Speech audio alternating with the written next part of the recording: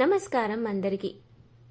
మన ఆకాశంలో జరిగే అద్భుతమైన ఖగోళ సంఘటనల్లో చంద్రగ్రహణం ఒకటి. అయితే జ్యోతిష్య శాస్త్రం ప్రకారం గ్రహణం కేవలం ఆకాశంలో జరిగే మార్పు మాత్రమే కాదు, అది మన జీవితాలపై, ముఖ్యంగా మన రాశులపై కూడా తీవ్ర ప్రభావాన్ని చూపిస్తుంది.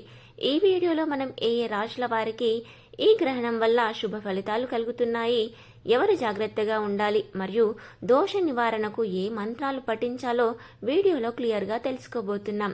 వీడియోని చివరి వరకు చూడండి.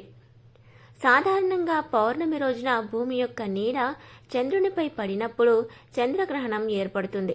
జ్యోతిష్యరీత్యా చూస్తే రాహువు లేదా కేతువు చంద్రుడిని ఆవహించినప్పుడు ఈ గ్రహణం జరుగుతుంది. దీనివల్ల వాతావరణంలోనే కాకుండా మన మనస్సుపై కూడా ఒత్తిడి పెరిగే అవకాశము ఉంది.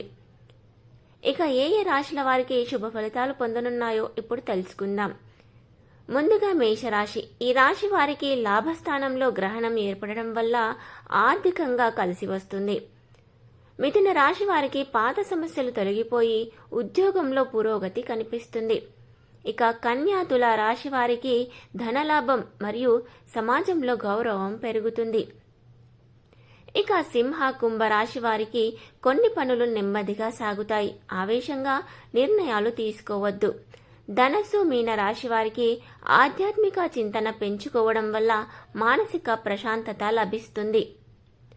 వృషభ రాశి వారికి అనవసర ఖర్చులు పెరిగే అవకాశం ఉంది, ఆరోగ్యంపై శ్రద్ధ వహించాలి.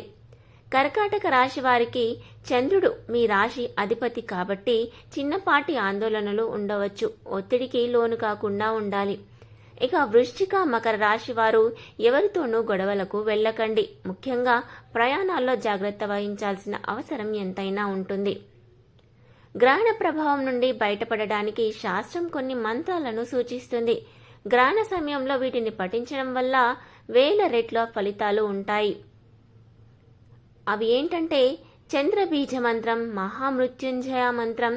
పరిహారం: గ్రహణం విడిచిన తర్వాత తలస్నానం చేసి బియ్యం లేదా పాలు దానం చేయడం వల్ల దోషాలు తొలగిపోతాయి.